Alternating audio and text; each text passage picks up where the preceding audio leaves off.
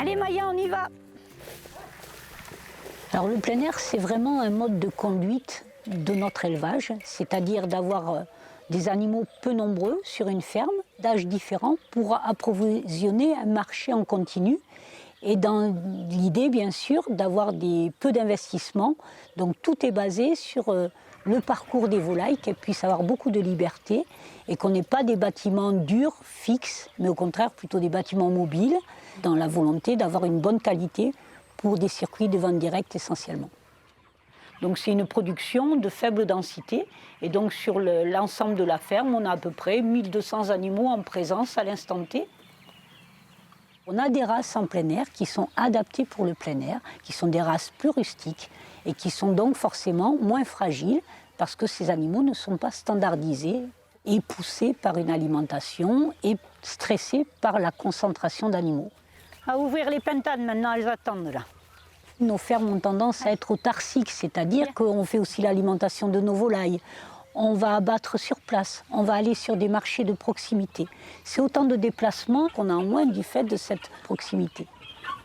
J'ai fait des études d'ingénieur il y a 35 ans et bien sûr on nous proposait surtout de faire de l'industrialisation, c'était ça la modernité. Mais 35 ans plus tard, la solution à tous les problèmes que l'on a, qu'ils soient climatiques, économiques, environnementaux et sanitaires, on la trouve dans nos fermes paysannes équilibrées dans cet écosystème. Allez maman, on continue. Bon alors l'équipe, on a bien dormi cette nuit, tout va bien? Allez, on va aller prendre l'air.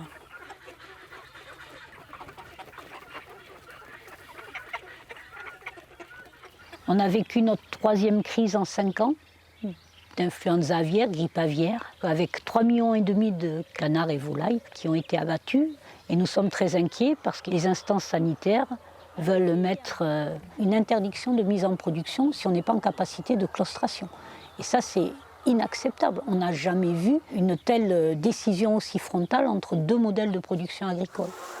Si la grippe aviaire est arrivée du fait des oiseaux migrateurs, pour le coup, la diffusion de la maladie, c'est essentiellement le monde professionnel de l'élevage qui, d'un élevage à l'autre, a contaminé tout ce qui tourne autour d'eux. Au contraire, nous sommes en vase clos sur nos fermes. Nous n'avons pas d'échange avec l'extérieur. Donc quand bien même nous serions contaminés par la faune sauvage, et il n'y a eu que 3 cas de cette façon sur les 500 foyers de grippe aviaire cette année, on ne diffuserait pas chez nos collègues professionnels autour. Et ça, c'est essentiel.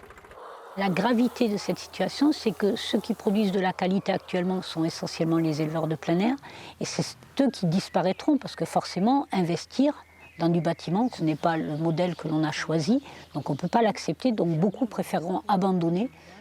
Moi, ce qui m'inquiète, c'est effectivement que mon projet n'aboutisse pas alors que ça fait des années que je suis dessus. Et c'est aussi le fait que les consommateurs seront trompés, comme c'est tombé l'année dernière.